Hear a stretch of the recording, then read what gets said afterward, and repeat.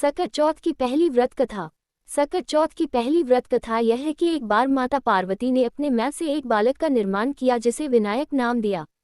उस बालक को द्वार पर खड़ा कर माता पार्वती स्नान के लिए चली गईं। जब भगवान शिव वहां आए तो बालक विनायक ने उन्हें अंदर जाने से रोक दिया। तब क्रोध में आकर शिव जी ने उस बालक का शीश धड़ से अलग कर दिया। इसका पता जब माता पार्वती को चला तो वह बहुत क्रोधित हो गईं और रौद्र रूप धारण कर लिया। तब भगवान शिव ने हाथी का शीश विनायक के धड़ पर लगाया और उन्हें दोबारा जीवित किया। गजमस्तक होने के कारण माता पार्वती के ये पुत्र गजानन यानी कि श्री गणेश कहलाए। जिस दिन ये घटना हुई उस दिन माघ माह के कृष्ण पक्ष की चतुर्थी तिथि थी। इसलिए संतान की उन्नति के लिए सकट चौथ यानी कि सकट चतुर्थी के दिन श्री गणेश की पूजा के साथ साथ माता पार्वती की पूजा भी की जाती है और इस दिन माताएं अपने बच्चों के लिए व्रत करती हैं। सकट चौथ की दूसरी व्रत कथा।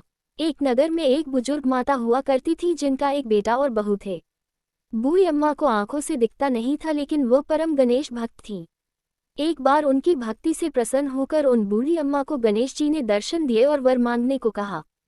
हालांकि बूढ़ी अम्मा को गणेश जी दिखाई तो नहीं दिए लेकिन वह उनकी उपस्थिति महसूस कर पा रही थी। जब गणेश जी ने बूढ़ी अम्मा से वरदान मांगने को कहा तब बूढ़ी अम्मा ने गणेश जी से वरदान में सिर्फ और सिर्फ उनकी भक्ति ही मांगी। ये देख गणेश जी प्रसन्न हुए कि बूढ़ी अम्मा चाहती तो अपने घर परिवार के लिए बहुत कुछ मांग सकती थी और अपनी आंखों की रोशनी मांग सकती थी, लेकिन उन्होंने गणेश भक्ति को चुना। तब गणेश जी ने उन बूढ़ी अम्मा को संसार के सभी सुख प्रदान किए। साथ ही श्री गणेश ने उन बूढ़ी अम्मा को वरदान दिया कि उनका बेटा और बहू सदैव उनकी सेवा करते रहेंगे और उन्हें जल्दी ही पोते पोती का सुख भी प्राप्त होगा। इसी के बाद से माघ माह के कृष्ण पक्ष की चतुर्थी को सकट चौथ का व्रत रखा जाने लगा। सकट चौथ की तीसरी व्रत कथा।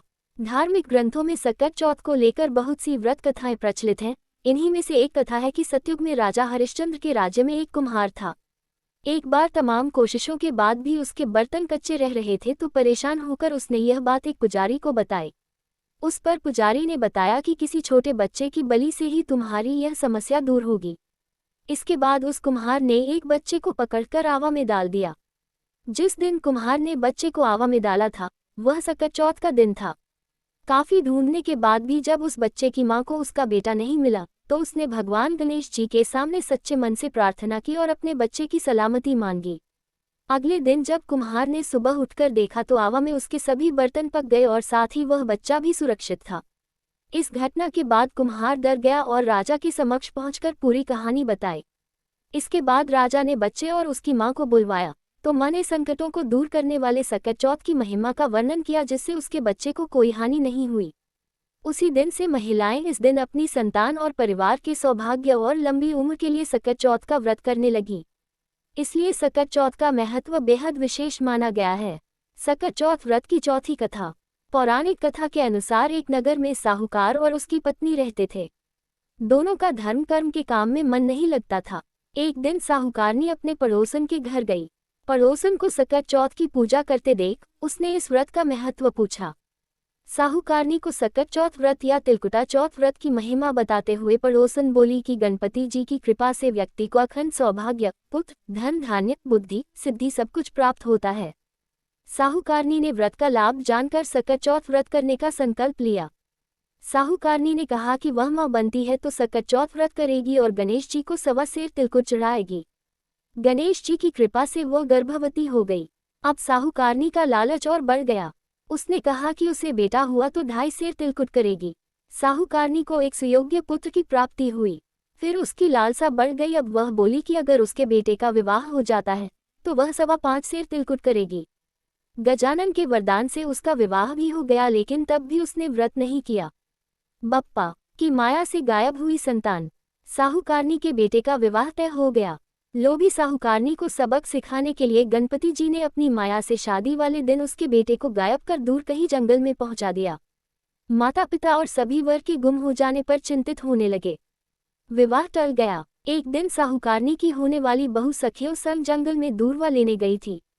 उसे देखकर साहूकारनी के बेटे ने आवाज भी दी लेकिन वह सभी डर के वहां से चली गईं और इस घटना के बारे में अपनी मां को बताया। सकट चौथ व्रत के प्रभाव से मिली संतान। गांव वालों और साहूकारनी के समधियों ने वहां जाकर देखा तो उनका दामाद घने जंगल में एक पेड़ पर बैठा था। उसने अपनी सभी को अपनी माँ की गलती बताई और कहा कि माँ ने सकट चौथ व्रत करने का वचन दिया था लेकिन उसे पूरा नहीं किया, जिसके कारण सकट देव क्रोधित हो उठे। साहुक रानी को जब ये बात पता चली तो उसे अपनी गलती का एहसास हुआ और उसने गणपति जी से क्षमा याचना कर सकट चौथ का व्रत और तिलकुट किया। गणेश जी ने साहुक रानी को माफ कर दिया और उसका बेटा भी सही सलामत घर आ गया। कहते हैं कि सकट चौथ के व्रत के प्रभाव से संतान पर कभी कोई आंच नहीं आती, बच्चे को लंबी उम्र का वरदान मिलता है।